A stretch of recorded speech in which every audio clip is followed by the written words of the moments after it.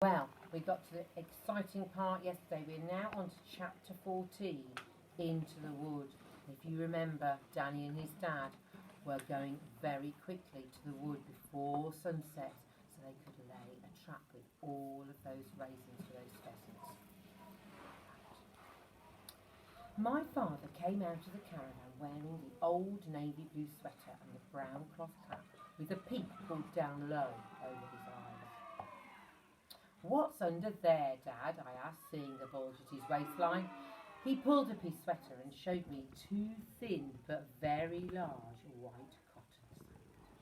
They were bound neat and tidy round his belly. "To carry this stuff," he said darkly. "Ah. Go and put your sweater on," he said. "It's brown, isn't it?" "Yes," I said. "That'll do.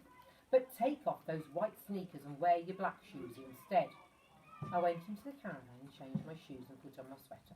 When I came out again, my father was standing by the pumps, squinting anxiously up at the sun, which was now only the width of a man's hand above the line of the trees along the crest of the ridge on the far side of the valley. "I'm ready, Dad."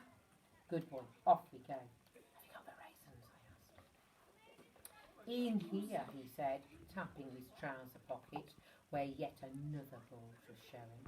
I put them all in one bag.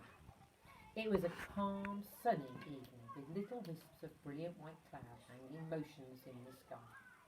Oh, it was so lovely as we walked together along the road that ran between the hills towards Wendover. The iron thing underneath my father's foot in his plaster cast made a noise like a hammer striking a nail each time it hit the road. "This is it, darling. We're on our way now," he said. "By golly, I wish my old dad was coming with us on this one. He'd have given his right teeth to be here at this moment." "Mum, too," I said. "Oh, yes," he said, giving a little sigh. "Your mother would have loved this one."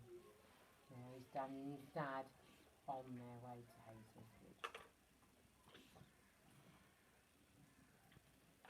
How come it's black and white pages? All of the pictures are in this book, Harry. They haven't put any colours in, have they? Why? Because it's very old. It is an old book, and it's cheaper to produce it in black and white. Let my water. Then he said, "Your mother was a great one for walking, Danny, and she would always bring something home with her to brighten up the caravan. In summer it would have been wild flowers or grass. When the grass was in seed, she could make it look absolutely beautiful in a jug of water.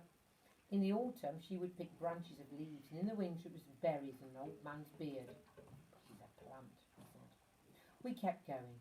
Then Dad said, "How do you feel?" "Terrific," I said, and I really meant it, for although the snakes were still wriggling around in my stomach, I wouldn't have swapped places with the King of Egypt at that moment.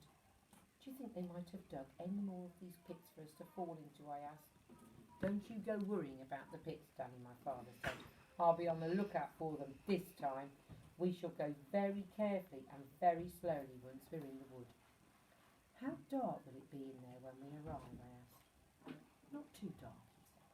"Quite light, in fact." "Then how do we stop the keepers from seeing us?" "Ah," he said, "that's the fun of the whole thing. That's what it's all about. It's hide and seek. It's the greatest game of hide and seek in the world." "You mean because they have guns?" I asked. "Well," he said, "that does add a bit of a flavour to it, yes." We didn't talk much after that, but as we got closer and closer to the wood, I could see my father becoming more and more twitchy as the excitement began to build up in him. He would get hold of some awful old tune, and instead of using the words, he'd go tum-diddly-um-dum-dum-dum over and over again. Then he'd get hold of another tune and go pom-piddly-pom-pom-pom, pom-pommly-pom-pom-pom. And as he sang, he tried to keep time with the tap-tap of his iron foot on the roadway. When he got tired of that, he said to me, "I'll tell you something interesting about pheasants, Danny. The law says they're wild birds, but so they only belong to you when they're on your own land. Did you know that?" "I didn't know that, Dad." "So if one of Mr. Hazel's pheasants flew over and perched on our filling station," he said, "it would belong to us. No one else would be allowed to touch it because it was on our land." "Oh, you mean even if Mr. Hazel had brought it home with himself as a chick, And then even if he bought it and reared it in his own wood, absolutely, my father said, once it flies off his own land, he's lost it. Unless, of course, it flies back again. It's the same with fish.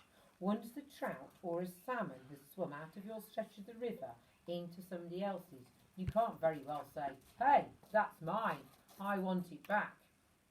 Of course not, I said, but I didn't know it was like that with pheasants. It's the same with all game, my father said. Hare, deer, partridge, grouse, you name it. If it's on your land, it's yours. If it's not on your land, it's not. We'd been walking steadily now for about an hour and a quarter, and we were coming up to the gap in the hedge where the cart track led up to the hill to the big wood where the pheasants lived. We crossed over the road and went through the gap. We walked on up the cart track, and when we reached the crest of the hill, we could see the wood ahead of us, huge and dark with the sun going down behind the trees and little sparks of gold shining through. There we'll stop for today.